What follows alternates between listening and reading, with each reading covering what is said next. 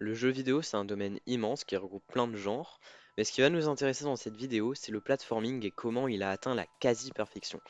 Pour commencer, le platforming, c'est un type de jeu où le but est souvent d'arriver à la fin d'un niveau, tout en évitant de tomber dans le vide ou de mourir à cause des obstacles, comme des pics, des monstres, etc. Et en utilisant les différentes mécaniques, c'est-à-dire le saut, et selon les différents jeux, d'autres mécaniques plus poussées dont on reparlera plus tard. C'est aussi un type de jeu qui joue beaucoup sur la précision. Je pense que si vous avez déjà joué à un jeu de platforming, vous le savez déjà. Et qui joue aussi beaucoup sur l'apprentissage. C'est-à-dire que tu peux pas commencer un jeu de plateforme et tout de suite être très bon, meilleur joueur du monde. Euh, Certains vont apprendre plus vite, certes, mais tout le monde commence au même niveau. Et c'est vraiment juste une histoire de temps, de combien de temps tu passes sur le jeu. Maintenant, place au premier chapitre de cette vidéo, Céleste. Céleste, c'est un jeu sorti en 2018 et que j'ai personnellement adoré, c'est incroyable. Je vous recommande d'y jouer si c'est pas déjà fait. On va pas s'attarder sur l'histoire, sinon on en a pour des plombes. On va juste parler du gameplay. Donc déjà, il y a trois mécaniques basiques dans Celeste. Le saut, le dash, c'est un truc qui te propulse dans une direction pendant un court instant, mais à haute vitesse. Et la capacité de pouvoir s'agripper au mur et de les grimper. Maintenant que vous avez les bases, on va voir pourquoi Celeste est un si bon jeu. Déjà, c'est un jeu qui appuie beaucoup sur la difficulté, notamment vers la fin du jeu et dans les modes proposés par la communauté. Mais c'est de la difficulté raisonnable, c'est juste assez pour que tu réussisses avant de rage quit. J'en ai fait les frais, vous inquiétez pas. Et surtout, ce qui fait que Céleste est tant apprécié, c'est son dash. C'est la mécanique qui est à la base du jeu, c'est un pilier, et elle permet de faire plein d'autres mécaniques beaucoup plus poussées, qui sont en réalité non voulues, mais que les devs ont implémentées dans le jeu après avoir vu que ça diversifiait. En plus de ça, Celeste a un game design assez poussé.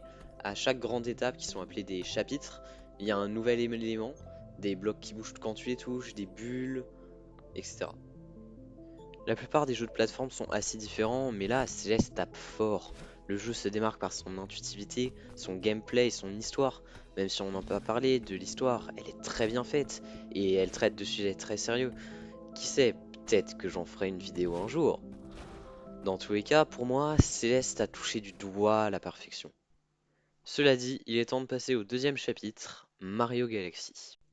Déjà, j'ai jamais joué à Mario Galaxy, donc ne soyez pas outrés si ce que je dis n'est pas exact. Du coup, pour commencer, Mario Galaxy, c'est un jeu de plateforme en 3D sorti en 2007 qui a été un énorme succès à l'international et qui utilise des mécaniques très intéressantes.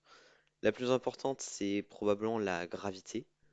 En fait, dans Mario Galaxy, les niveaux se passent sur des planètes plus ou moins grandes, mais qui donnent cet effet où on voit la courbure de la planète. Perso, le feeling me fait un peu penser à ce que l'on peut voir dans Outer Wilds sur les petites planètes. Bref, Mario a aussi un éventail de sauts assez étendu, saut en longueur, triple saut, saut arrière, etc. C'est un jeu qui a changé la vision du platforming en montrant de nouvelles possibilités aux joueurs et aux développeurs. Troisième chapitre, les Metroidvania. Le Metroidvania, c'est un genre de jeu vidéo souvent en 2D qui regroupe des sous-genres du jeu vidéo, principalement l'action-aventure et le platforming, et dont le style de jeu est inspiré par deux séries de jeux, Metroid et Castlevania, d'où le nom Metroidvania. Les jeux de ce type comportent des cartes avec des mondes connectés entre eux que le joueur peut explorer, mais dont certaines parties ne sont pas accessibles directement, fermées par des portes ou des portails que le joueur peut débloquer avec des clés, des pouvoirs, etc. Les pouvoirs obtenus servent aussi à triompher des monstres plus facilement. Les plus gros jeux comportent également des points de sauvegarde ainsi que la possibilité de téléporter rapidement le personnage dans des zones éloignées de la carte, supprimant les longs et fastidieux déplacements en fin de partie. La manière d'explorer est souvent très instinctive, donc pour commencer je vais présenter Hollow Knight comme exemple dans cette vidéo. Alors Hollow Knight c'est un jeu en 2D dans un univers plutôt dark. Encore une fois, si vous n'y avez pas joué, achetez-le maintenant, c'est un must-have. Il s'adresse à un public bien plus large que Celeste et c'est vraiment une masterclass. J'ai terminé le jeu au maximum, vraiment prenez-le. Dans Hollow Knight, l'élément central, c'est les combats de boss, il y en a vraiment beaucoup et ils sont vraiment assez bien faits.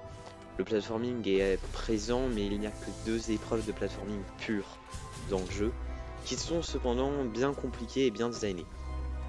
Le premier est de loin le plus simple, c'est le palais blanc, mais celui dont on va beaucoup parler, c'est le sentier des souffrances.